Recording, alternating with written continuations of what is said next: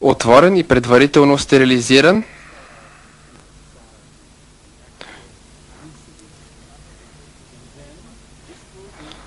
Вкарва го през разширената маточна шийка и пробива мехура, в който е детето.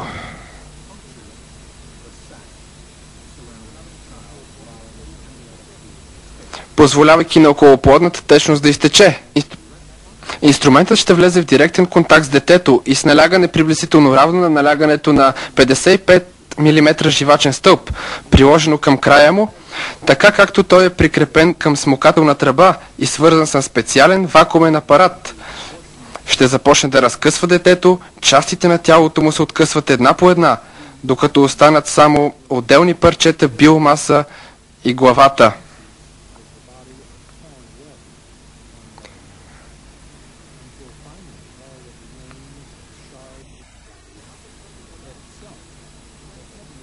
Главата е твърде голяма, за да премине през инструмента. Това ще наложи вкарването на този инструмент, наречен полип форцепс, в матката, през вече разтворената шийка, и гинекологът ще се опита да хване свободно плуващата глава на детето между пръстените му.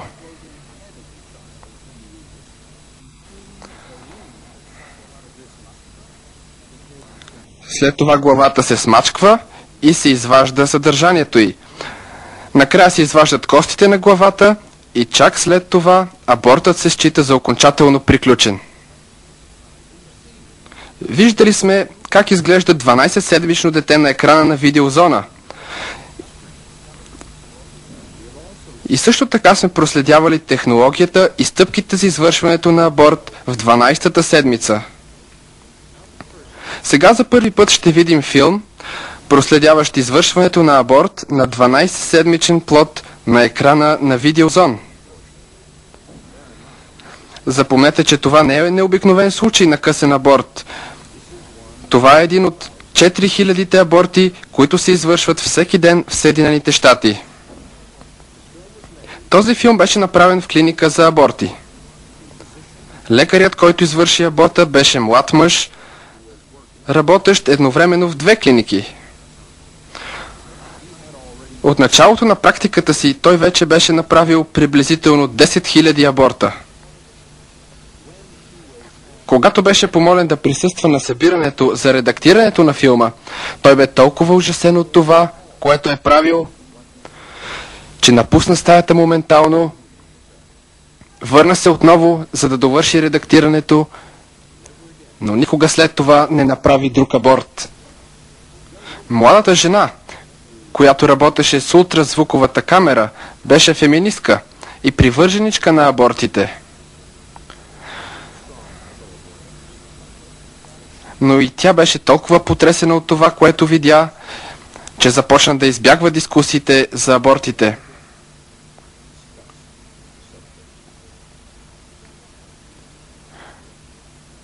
Сега нека да видим и самия филм.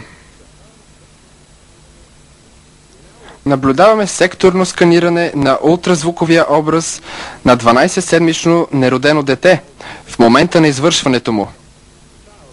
Детето е ориентирано в тази посока. Вие виждате главата на детето тук, тялото тук, а този обект е ръката на детето, насочена към устата му. Ако погледнем детето малко по-отблизо, можем да различим окото или очната кухина тук, носа на детето тук, устата тук и дори можем да видим кухината между черепа и мозъка тук. Това е пространството, изпълнено с течност в главата. Виждаме тялото на детето с силуета на ребрата и гръбначния стълб отзад. Тази зърнеста тъкан на върха на сектора е плацентата.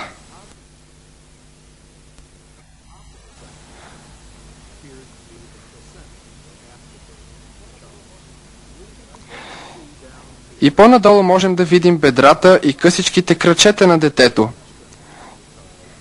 изглеждащи по този начин. Сега нека да преместим действието. Тук виждаме как сърцето на детето бие приблизително с 140 удара в минута. И можем да видим как то се движи в матката, как сменя положението си от време на време. То все още не е обърнато по този начин и палецът му е в устата.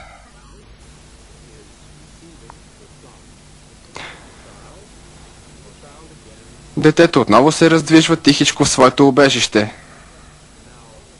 А сега сянката, която виждаме в долния край на екрана, е в смукателната тръба. Нарочно сме отсветили предварително, за да може да се разграничава по-ясно. Гинекологът е разширил маточната шийка и вкарва в смукателната тръба, която се движи напред-назад по екрана. Забележете, че когато смукателната тръба, която сега е точно тук, се придвижи към детето, то ще отскочи от нея и ще започне да се движи по-буйно, по-възбудено. Сега то се движи много по-упорито, променя разположението си от време на време. То се повдига тук отново. До този момент смукателната тръба все още не го е докоснала, но въпреки това то е извънредно възбудено и се движи буйно. Сега детето се обръща отново в профил и смукателната тръба проблясва през екрана. Сега устата на детето е отворена и ние ще видим тази картина отново в един смразяващ момент. А в смукателната тръба, която виждате да се движи напред-назад по екрана, е смъртоносният инструмент, който ще разкъса и унищожи детето.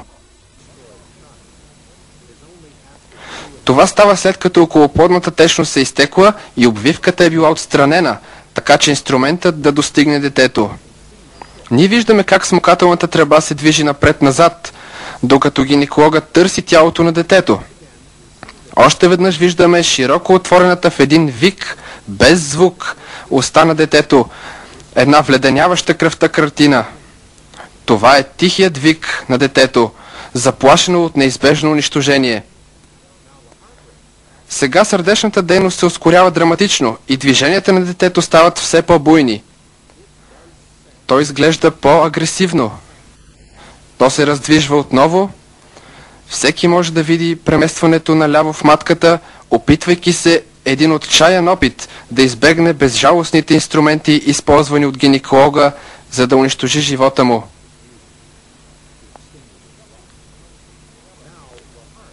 Сега пулсът отново се ускорява и е приблизително 200 удара в минута.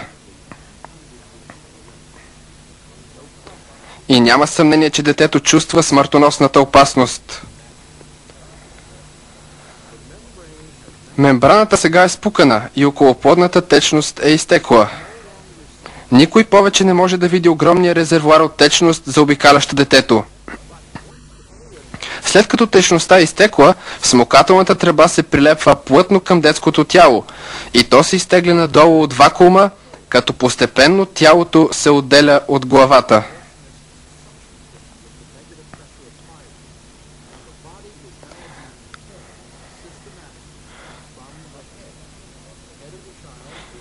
Главата на детето е разположена ето тук. Аз очертавам главата. Частите по-надолу вече са изчезнали от екрана и ние виждаме смукателната тръба да проблясва от време на време като тайфуноподобна поредица от отражения и детето, теглено напред-назад в моментите, в които смукателната тръба докосне тялото му.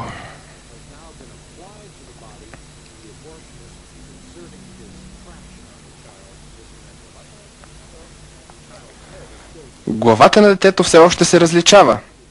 Това, което наблюдаваме сега, е така наречения срединен, напречен разрез на главата,